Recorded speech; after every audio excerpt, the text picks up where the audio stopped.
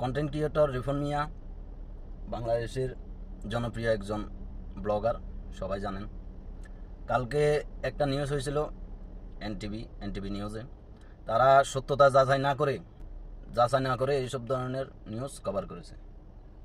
এখন তার বাড়ির আশেপাশের লোকজন কি বলে ভিডিওটি পুরো দেখুন, তারপরে বিস্তারিত কমেন্টে জানাবেন। দেখুন ভিডিওটা। স্থায়ী বাসিন্দা। আসলে রিপনের সম্বন্ধে আপনি আসলে কি জানেন?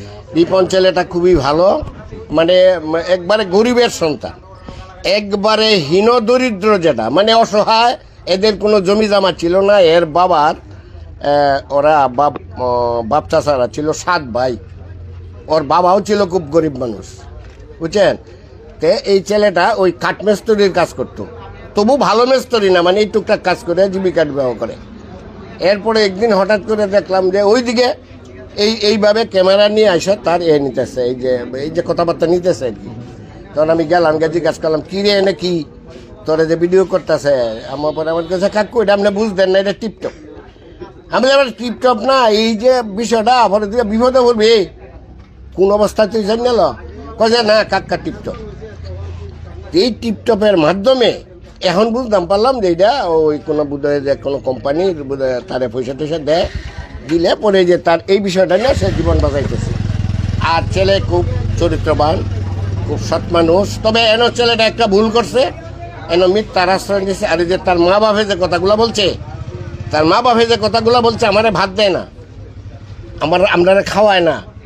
বাড়ির থেকে যে ছেলেটারে বিতাড়িত করছে, এই ছেলেটা এই নূরপুর থেকে এসে বেশ কিছুদিন এই বিয়ার করিয়া অনেক দিন থেকে কষ্ট করছে, ভীষণ কষ্ট করছে।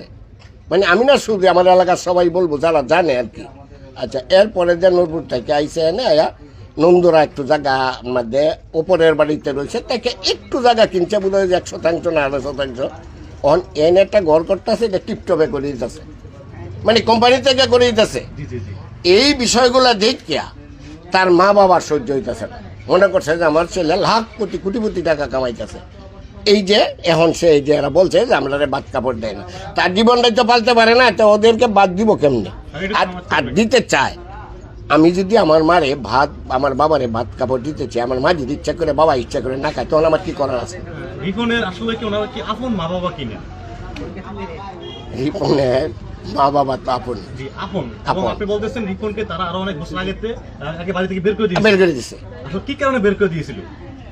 এইটাই তো বলা, মানে কাজ কাম করে না। এই খালি এইটা না তো, আরেকটা ছেলে আছে মেস্তরি, এইটা ওখানে যে কোন জায়গায় থাকে জানি কই থাকতাম না। আর মেয়ে আছে 2-3টা, এরা ওই যে গার্মেন্টসে কাজ করে।